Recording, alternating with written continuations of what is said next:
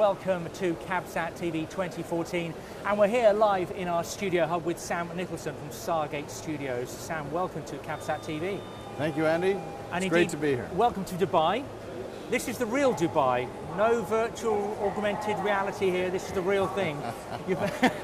I'm not so sure. I go out there and the architecture is so amazing. It really actually looks virtual. But it is real. I do agree. It's amazing. Is it your first time here at CabSat? It's my first time at CabSat, Andy, but I've been to Dubai many times to set up Stargate Middle East. And of course you've seen Stargate Studios and have also seen this region, the Middle East, North Africa, South Asia, as a region for growth.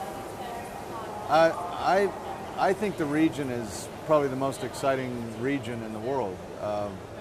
It really, all you have to do is walk down the streets of Dubai, and the imagination, the creativity here is just explosive.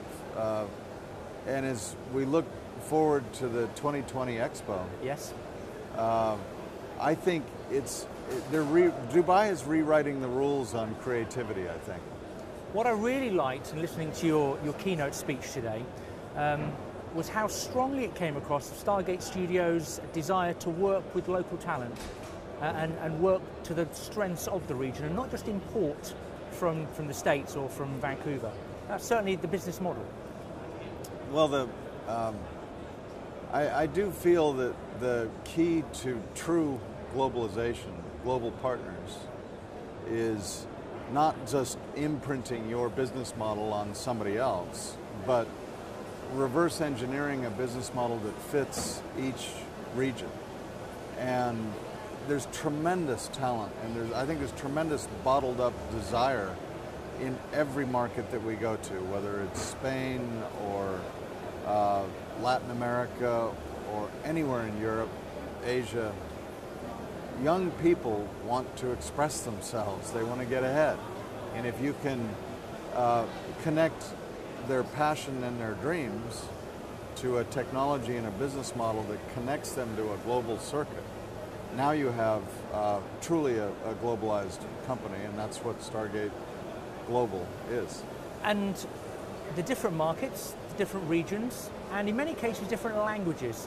But you spoke of the international language of tech. So when you go to China, you gave a perfect example there, but that's really the case. Yeah, there is a common language.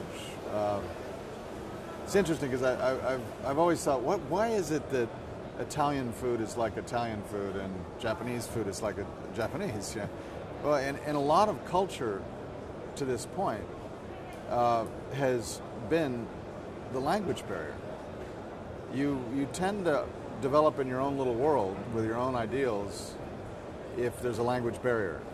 In today's world, in the global market, the language of computer graphics, the language of digital imaging, Photoshop, Maya, After Effects, these things are the same in every country. Different symbols, but I can undoubtedly operate a Chinese Photoshop program, although I don't understand Chinese. And I can go in and do pretty well in Spanish or any other language. So all of our artists can use a common software with a different overlay. And it's really a graphical interface more than a linguistic interface. So that's that's the global community, when we're all speaking the same language.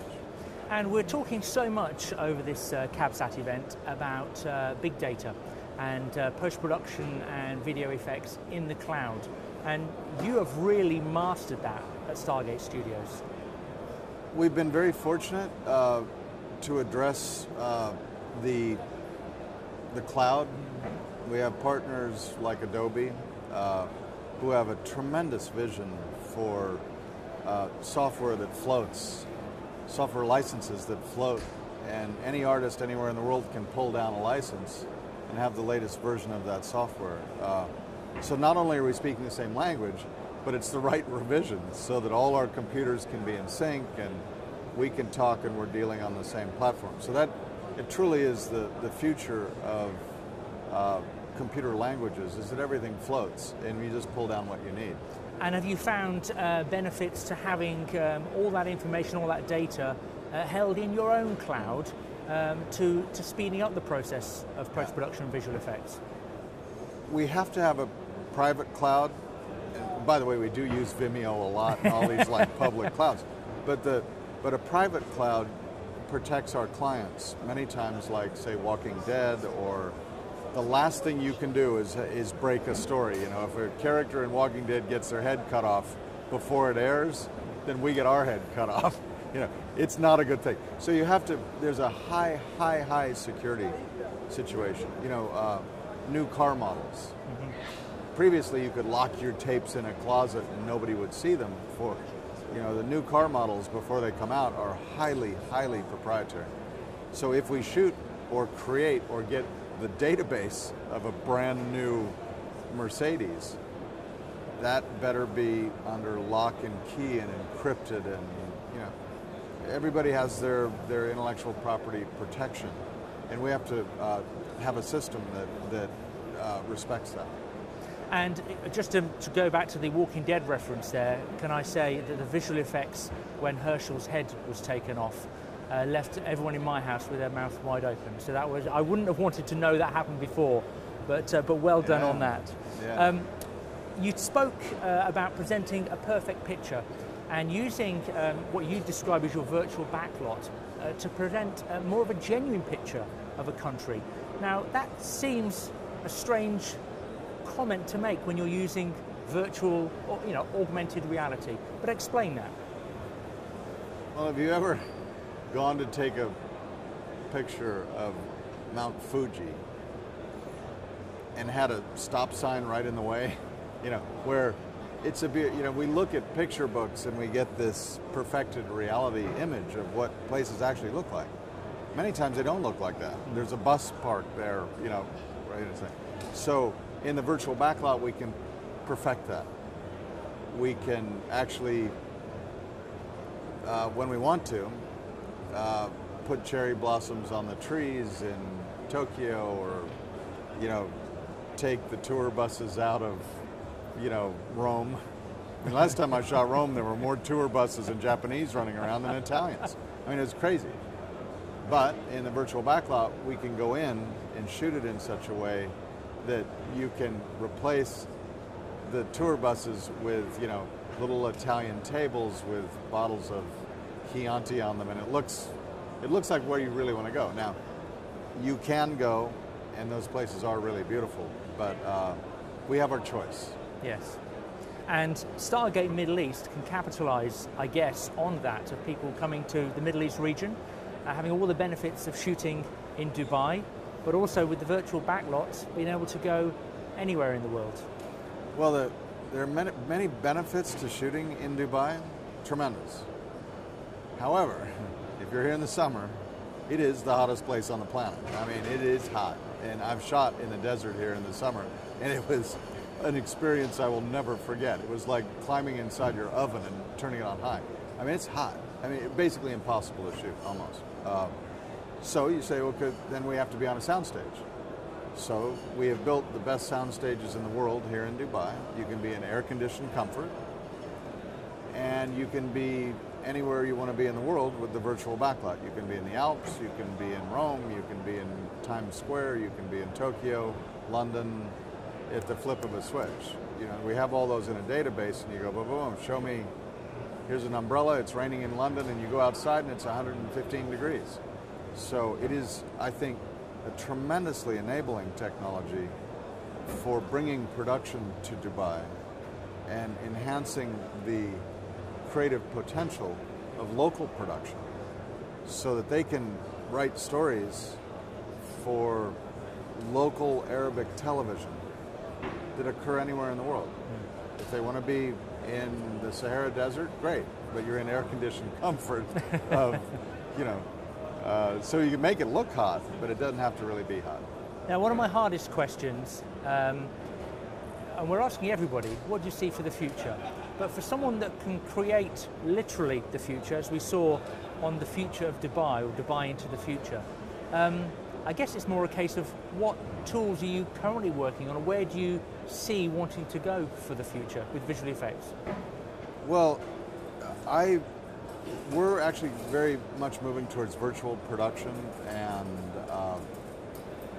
enhanced reality all around us. Next year we'll be sitting here and there'll be fish swimming between us and we'll be, underwater, and we'll see it. Right. As we move towards the vision of the 2020 Expo, really what we're looking at is enhanced reality in all forms of entertainment, whether it's Google Glasses, whether it's the Oculus Rift, or, I don't think we're ready for implants yet. There's going to be some device. Or a cell phone that you can look around and see things in this world. I mean, that's happening right now. Mm-hmm. It's a combination of highly, highly accurate motion tracking, which is coming, gyro-stabilized motion tracking, fiber optic gyros that are in all of our cell phones, in all devices. Yes. Are going to be conscious of not only what they see, but where they are in physical space. And the minute you have that, now you can connect to a computer database that overlays an alternate reality onto the physical reality. You can see buildings that haven't been built yet. We're dealing with a lot of architects here and in Abu Dhabi to visualize these tremendous architectural projects before they're built, to be able to walk through them, open doors, literally walk through a virtual space that is 100% photoreal. That's the key. That's the future. And it's in real time. So things, I think the audience, the public is completely aware of visual effects at this point. They've seen Avatar, they've seen all. What would happen if it was all real time?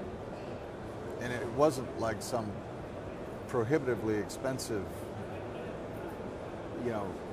nightmare that you had to dig through as a producer, and it cost you $200 million. What if we could all have that vision when you're just walking around on the street? What if we could walk into a pavilion in the 2020 Expo and see full-on Jurassic Park, each of us from our own perspective, walking through and seeing dinosaurs eating and birds flying through and stuff like that? It's like, and we're all seeing the same virtual event. The Tyrannosaurus Rex comes in and everybody screams and looks at it, Yes. But we're in the movie. We're not just watching a movie, we're in it, and it looks real. I think that's where it's going. For me, that would be very scary, but I think also extremely entertaining. It's fun. Yeah, absolutely. You can always take the glasses off, right? Sam Nicholson, thank you very much indeed. A pleasure. Thank you for your time. A pleasure. Thank you.